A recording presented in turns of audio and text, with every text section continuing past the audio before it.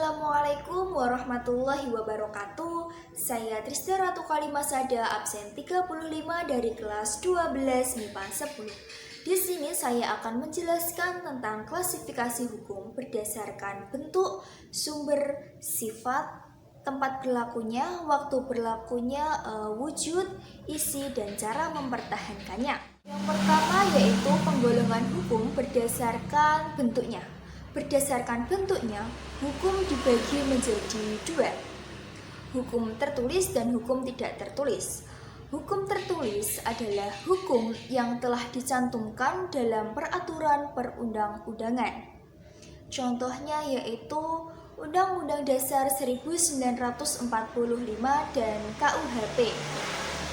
Sedangkan hukum tidak tertulis yaitu hukum yang berlaku di masyarakat, tetapi tidak dibentuk dengan prosedur yang formal. Contohnya yaitu hukum adat dan hukum agama. Yang kedua yaitu penggolongan hukum berdasarkan sumbernya. Berdasarkan sumbernya, hukum dibagi menjadi 5. Yang pertama yaitu hukum undang-undang. Hukum undang-undang adalah hukum yang terletak dan tercantum dalam peraturan perundang-undangan. Contohnya hukum undang-undang yaitu KUHP. Kemudian ada hukum kebiasaan, yaitu hukum yang berlaku di dalam kebiasaan adat, misalnya silaturahmi pada saat Idul Fitri. Kemudian ada hukum traktat, yaitu hukum yang ditetapkan oleh negara melalui suatu perjanjian antar negara. Contohnya yaitu Piagam PBB. Kemudian hukum jurisprudensi adalah hukum yang muncul karena adanya keputusan hakim dan telah diputuskan oleh pengadilan. Contohnya adalah hukum bagi pencuri kabel listrik. Dan ada hukum ilmu, yaitu hukum yang terdapat dalam pandangan para ahli hukum dan sangat berpengaruh. Contohnya ajaran agama Islam.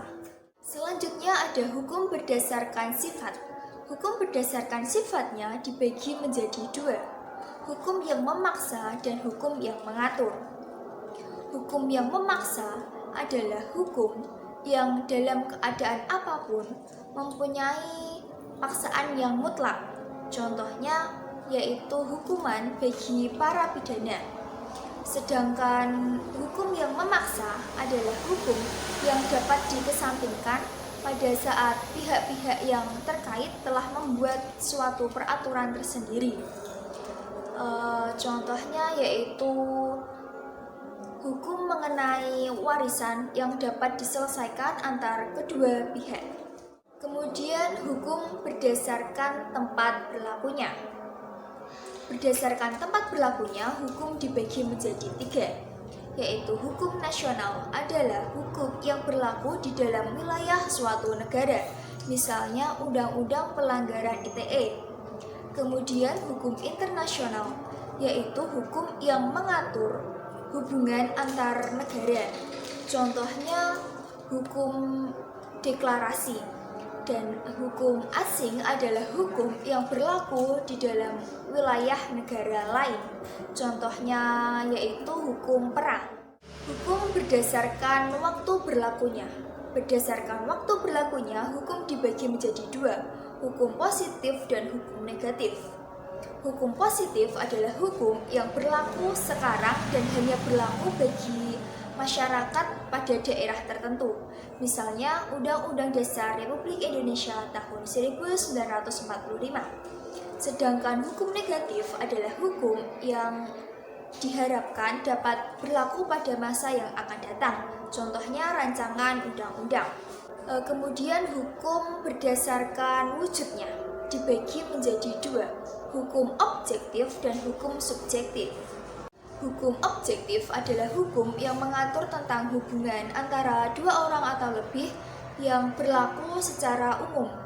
Contohnya yaitu Undang-Undang Nomor 14 tentang lalu lintas. Sedangkan hukum subjektif adalah hukum yang berlaku terhadap satu orang.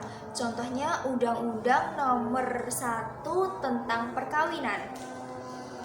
Kemudian hukum berdasarkan isinya. Ada hukum publik dan hukum privat.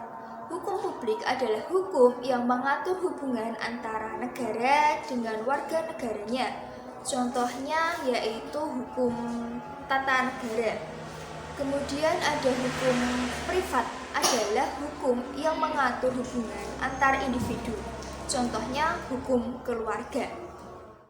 Dan yang terakhir yaitu hukum berdasarkan cara mempertahankannya.